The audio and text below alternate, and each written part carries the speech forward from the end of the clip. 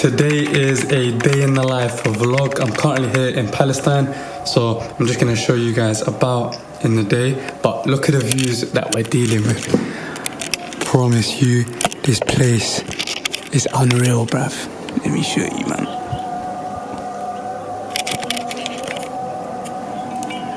Beautiful, man. It's beautiful.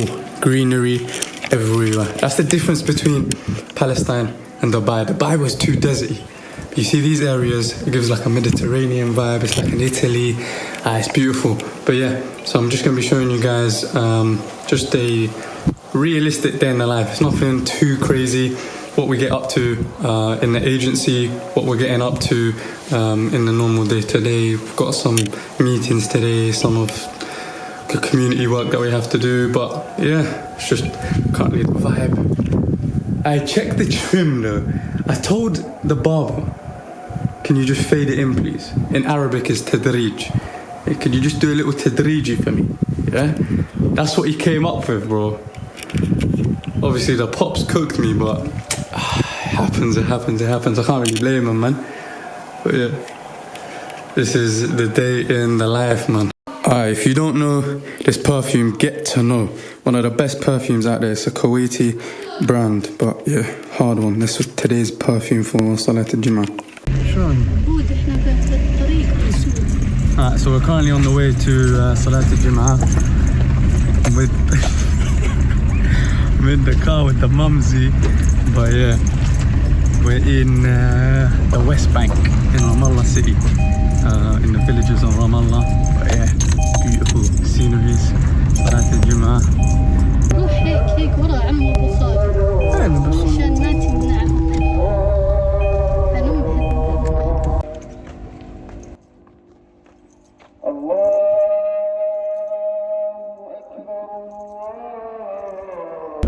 Alright, so we just went on a quick pit stop to get some eggs, fully like the village experience. But quickly, I've got a meeting in 20 minutes. I keep mentioning meetings every 2 minutes. It feels like I'm faking it. But the thing that I wanted to say, I get asked a lot of questions about why I decided to live over here in Palestine compared to living in England. And obviously with the situation being worse than it even is right now, I get the question a lot of why would you want to live in Palestine? So to answer that really quickly, the difference between living in Palestine versus living in England is the whole environment is different. When you see your motivation on a daily basis, you'll start to notice how to actually focus, to work hard, because you see it on a daily basis. You need to actually be successful. Whereas when you're in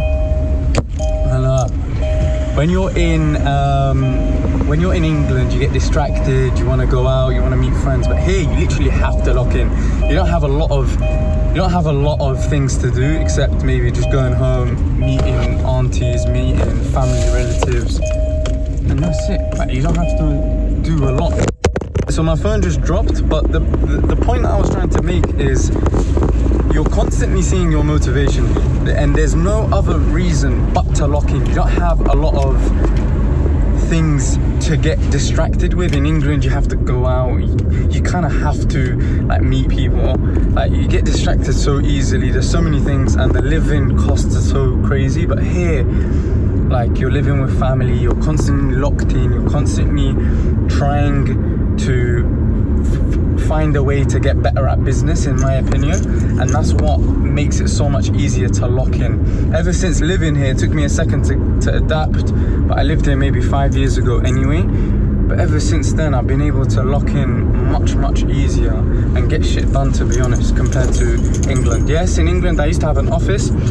In that office, it made doing work 10 times easier, but I used to have this thing, I don't know if a lot of people have it, where they make themselves think that they're doing work by pretending to do work, by literally having the environment of doing work. But realistically, are you making revenue? Are you making the money that you want? Are you generating the traffic that you want, etc.? So And that's what you start to realize living here. You only have a couple things that you need to have sorted out. You live with family, you live with people that you know, so you basically have sorted out most of the things that you want. I forgot I got a meeting, but the point I was trying to make is this is what you hear a lot. All these self-improvement people are teaching you the things that you would instinctively learn in a poor country or a country in war. When you're in war, when you're in a state of war, your mind is continuously trying to, or constantly trying to optimize to be the strongest possible. You can't for a second think, oh, let me sit down, or let me have a break, or let me chill for a second. No, because if you do, you will literally die. And that's what I started to realize in Palestine. You could in any second die if you're not locked in. And sometimes, even if you are like a strong person, you will still die. And that is the reality of life here. So my thing that I realized in Palestine is you gotta lock in. There's only one thing, and it removes all the distractions in Palestine, in England, sorry. When you're in England, for instance, it's like, oh, let me go out with friends, let me live life, or you're constantly in a state of ease, you're constantly in a soft thinking process. But you're here, I'm talking about bombs, and I'm talking about guns and flipping explosives, and the whole reality is different. So that's why you get put into perspective. So yeah, we're just about to join the meeting now, and you guys will be a part of that meeting.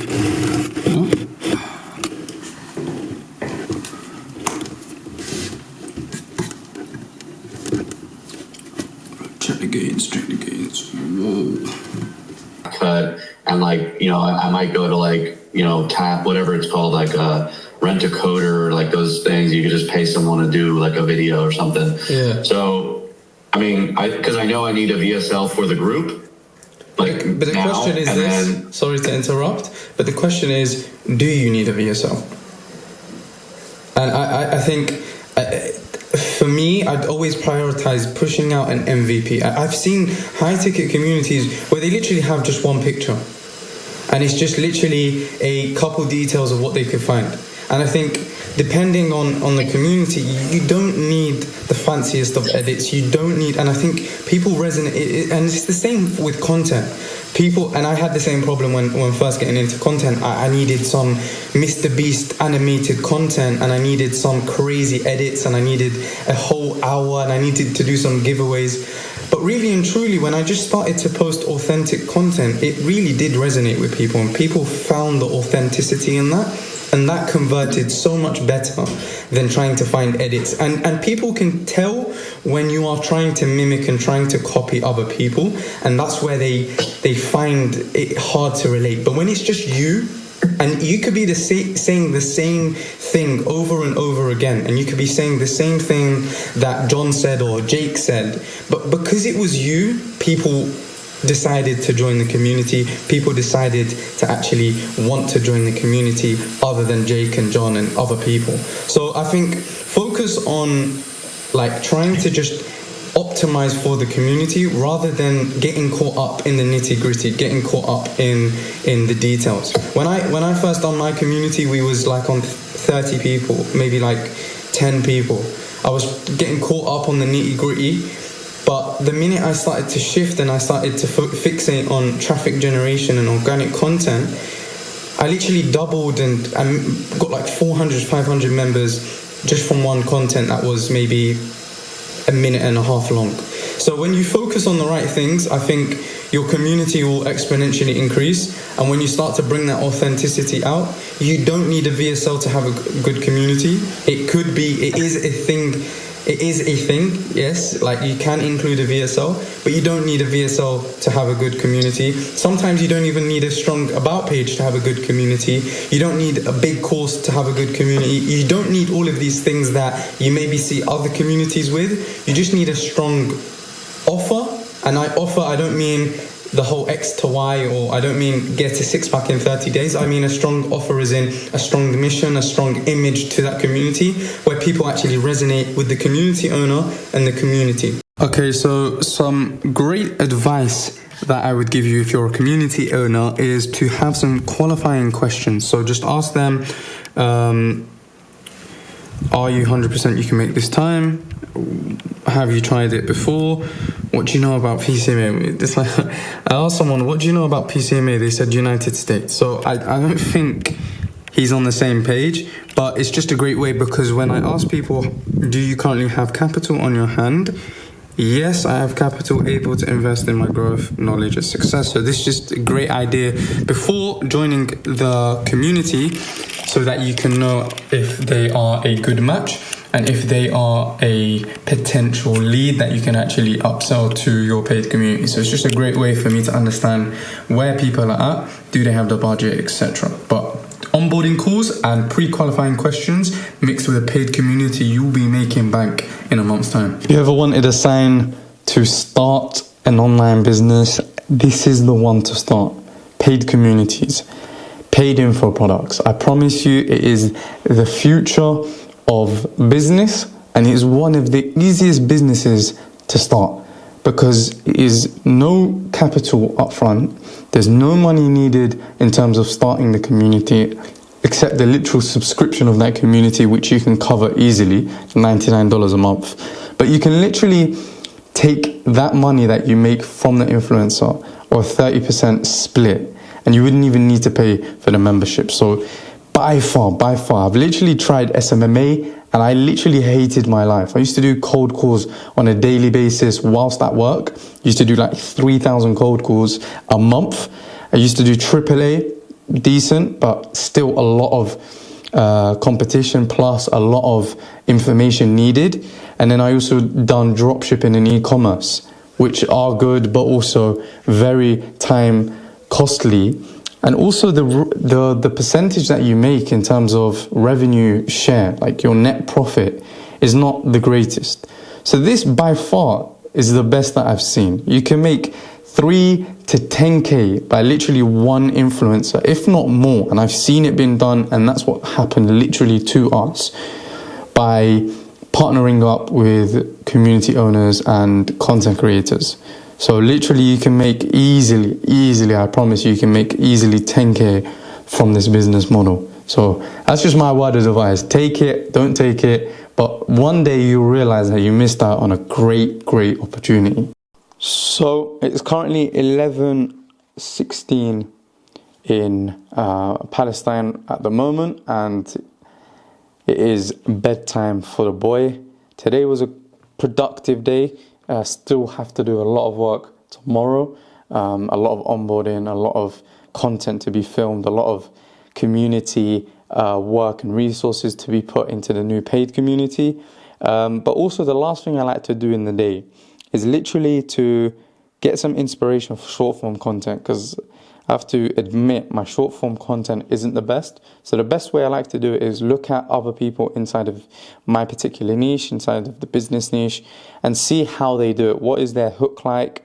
What is their type of content? How do they incentivize people? How do they, even just the normal talking, like anything, any types of like content inspiration, I try to just jot down in my notes, nothing too crazy, just to get a glimpse of what other people are doing in my particular niche. So it's literally maybe 30 minutes, 40 minutes before I sleep, just to get my head moving before I go to sleep. So yeah.